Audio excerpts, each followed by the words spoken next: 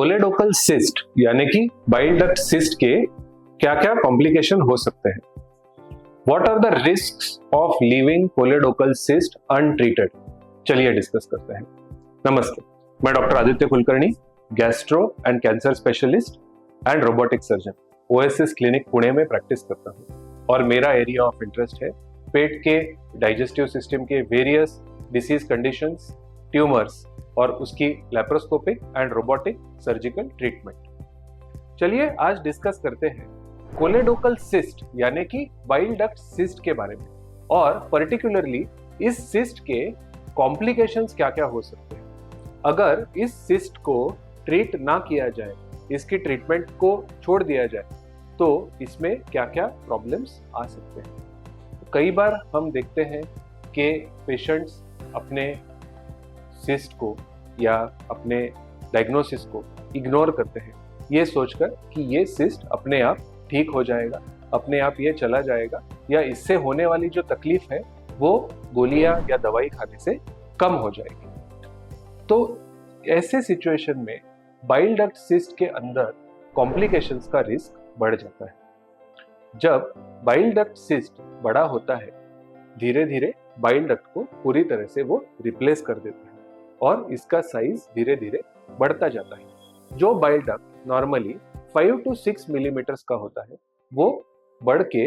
10-20 centimetres का भी हमने होते हुए देखा है और जब ये इतना बड़ा हो जाता है तब ये पेट में एक गोला या गुब्बारा जैसा बन सकता है और इसकी वजह से इसके सराउंडिंग स्ट्रक्चर्स यानी आजू बाजू के स्ट्रक्चर्स के ऊपर ये कंप्रेशन यानी कि प्रेशर डाल सकता है। इन स्ट्रक्चर्स में लिवर, स्मॉल इंटेस्टाइन, स्टमक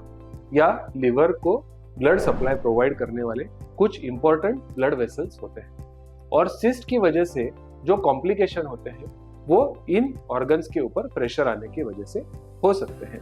जैसे कि अगर लिवर को सप्लाई करने वाले ब्लड वेसल्स के ऊपर प्रेशर आता है तो उसका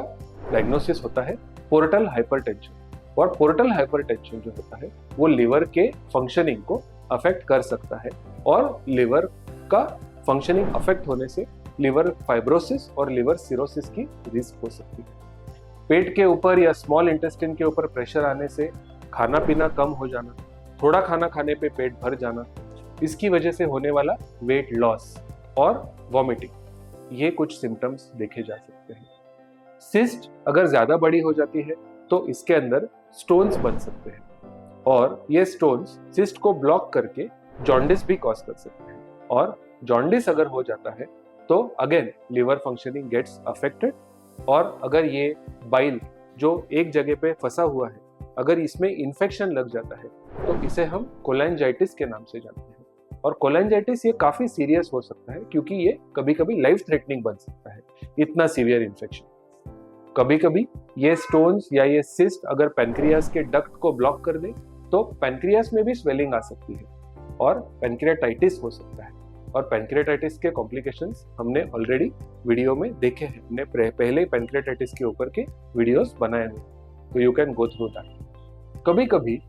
आफ्टर 20 और 30 इयर्स अगर ये सिस्ट को ट्रीटमेंट ना किया जाए या कभी कभी पेशेंट को पता ही ना चले कि बॉडी में सिस्ट बन रही है तो इस सिस्ट में कैंसर भी डेवलप हो सकता है जिसे हम कोलेंजियोकार्सिनोमा के नाम से जानते हैं और कोलेंजियोकार्सिनोमा बहुत डेडली डायग्नोसिस होता है और ये काफी एग्रेसिव टाइप का कैंसर होता है। सिस्ट को ट्रीट ना करने से, सिस्ट को इग्नोर करने से सिस्ट के अंदर ये सारे कॉम्प्लिकेशंस बन सकते हैं। But the good part is, the good news is कि अगर इस सिस्ट का टाइमली ट्रीटमेंट किया जाए, इसको ठीक से इलाज किया जाए तो हम इन सारे कॉम्प्लिकेशंस से बच सकते हैं। It is possible to avoid all of this complications. तो कभी भी सिस्ट को इग्नोर नहीं करना चाहिए, हमें इसे जल्द से जल्द सर्जरी करके रिमूव कर देना चाहिए। बाइल डक्ट सिस्ट के ये कुछ कॉमन कॉम्प्लिकेशंस है जो इसको इग्नोर करने पे हो सकते हैं। अगर आपको बाइल डक्ट सिस्ट के बारे में, कोलेडोकल सिस्ट के बारे में कोई भी जानकारी चाहिए तो please feel free to contact me. Thank you very much.